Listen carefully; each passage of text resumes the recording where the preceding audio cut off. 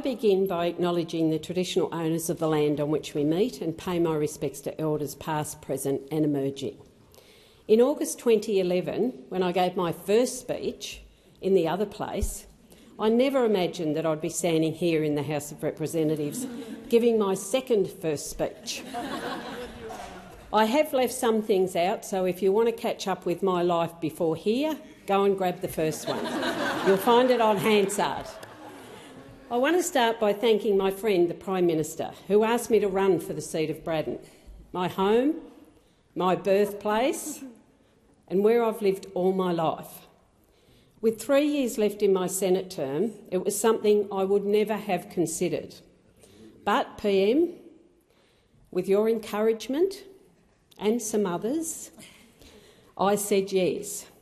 Not the first time that you asked, but eventually. To my family, who have supported me in everything I've ever done in my life, I say thank you. To my husband, Graham, who has been my biggest supporter, the person who accompanies me to almost every gig that I attend, has for many, many years put up signs all around Braddon for every candidate. Yes. And at the last election, not this one, but the previous one, he said, "I am not doing that again." But he was the first to say, "When do we get them started?" And he does everything else well, mostly, whatever's asked for him. Thank you. We celebrated our 50th wedding anniversary this year and looking forward to the next 50. To our twins who are grown up now, our grandchildren who are nearly all grown up now, to my sister and brother, my sister's over there sitting on the floor with Graham, the man I married 50 years ago. Thank you for the support, for all the support that you have given me over many years. And to our friends and wider family, many of them are sitting up in the gallery, who suffer the craziness of my diary to arrange even a meal out, thank you. To all those who made up my campaign team, the hundreds of volunteers and supporters who rode the journey with me, the many donors who backed me, thank you. To the amazing trade union movement in Tasmania who backed me in.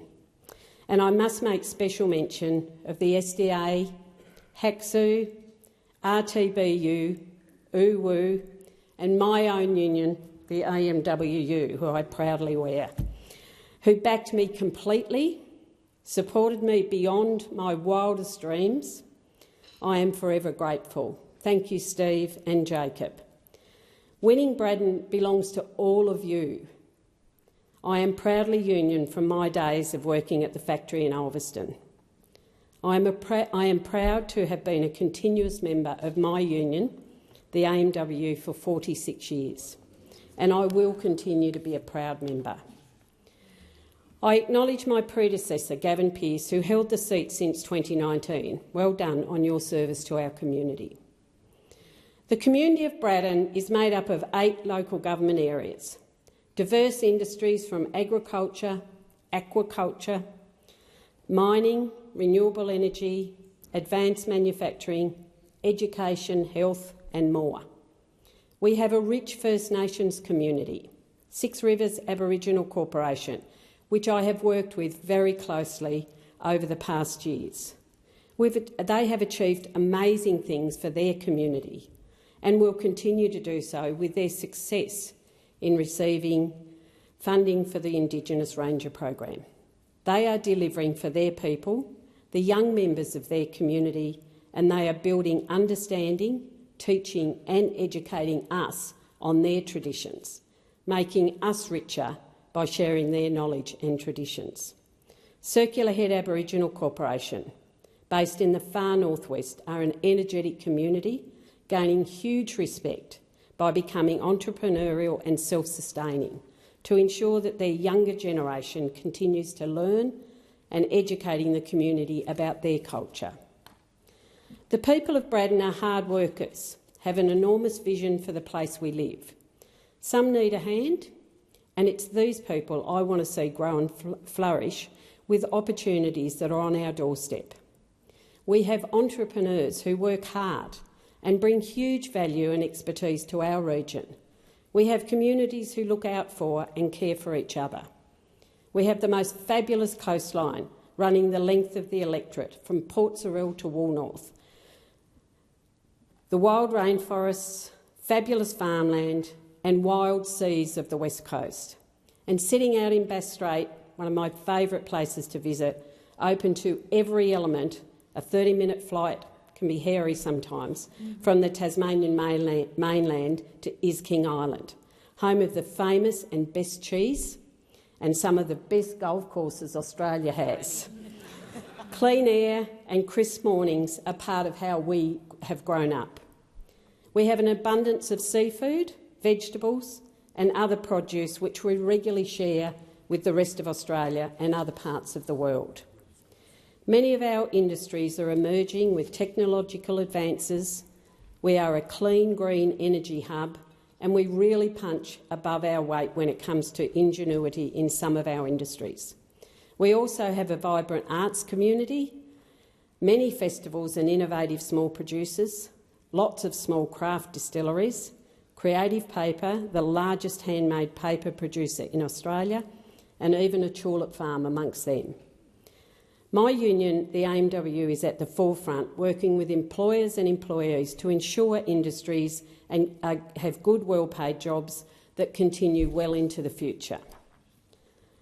I was extremely proud to be the candidate for Braddon, putting forward a suite of policies and the commitments that support our communities, including in the areas of health, tourism, communication and early childhood education. We door-knocked. We had a small team, but we door-knocked nearly 19,000 doors and had over 6,000 conversations. Lots of community barbecues, coffee and catch-ups. I love talking to and listening to the community, learning more about the issues that they were passionate about and sharing Labor's policies and a vision for a stronger, better, more inclusive Australia. I have relatives, friends and people I know in almost every part of our community. It's those that I look to for grounding and also for information about the things that our communities care about. From Andrew Bell, the bagpiper in Queenstown, who plays in the main street at 12 noon on Thursdays and on Sundays from the lookout over the town. The CWA women in Curry, who always give me a really warm welcome. Michael in Highclere, who rang me during the campaign and said that he'd never met a candidate before because they don't come out this far. Thanks to Michael and Mary Lou for inviting me into your home for a good chat about the election. I love travelling out to Highclere to see you both. These are some of the people that make up the Braddon that I love. I was born in Latrobe, grew up in Ulverston and Gawler, and have lived in Gawler, not South Australia, the Gawler in Tasmania, in the same cottage that was built in 1808 for the last 46 years. That's where we raised our twins and have many great memories formed with family, friends and grandchildren. I spent my school years in the public system at East Ulverston Primary, Ulverston High School and then Devonport Technical College, now known as TAFE. I've worked in retail, aged care as a teenager, hospitality and my first real job on the factory floor at Birdseye at Ulverston, I worked for 11 years. I moved on to being a union official. I became the state president of my union and in 2004 became the first female state secretary across Australia of the AMWU, loving the job of a union official for over 20 years. It wasn't really a job for me. It was a way of life that I loved and I was lucky enough to get paid for it. I have a different job now, but it's still my way of life that I love. In 2010, I was elected as Senator for Tasmania, becoming Deputy Whip in the Senate in 2013 and Chief Opposition Whip in 2016. And following the 2022 election, Chief Government Whip in the Senate. I love this role. I love the intensity, the madness of the day, having to pivot when the day as laid out suddenly changed. My time in the Senate is something that I will cherish forever. The friendships that I forged for life and the experience, something I will remember always. It is a true house of review. I take this opportunity to thank the Clerk of the Senate, the attendants who looked after me in the chamber, Senate services, the Senate committee staff, the Black Rod, Hansard and Broadcasting, and all those on that side of the building, and the wonderful cleaners on that side. Thank you. Well, here I am now on this side of the building. And as of February 2022, there were 55 people who have served in both the Senate and House of Representatives. So I guess I'm number 56. As I said earlier, in Braddon, we are a clean green energy hub. We have many hydroelectric dams that generated our power. A large number of these sit within the electorate of Braddon and specifically down the west coast, where the average rainfall helps, the above average rainfall helps to keep these filled to generate the power. In some areas of the state, we have an abundance of wind to power the turbines that sit on the land amongst grazing cattle and sheep, but we have so much more opportunity in this area. I am passionate about ensuring we have the opportunity to pursue more renewable energy from my neck of the woods. We have passionate people who want to get on with the job of making sure that we produce this energy to attract more industry and then to create more jobs by having the components built in Braddon. This will mean that our young people are able to build a fabulous career right in the place where they grew up.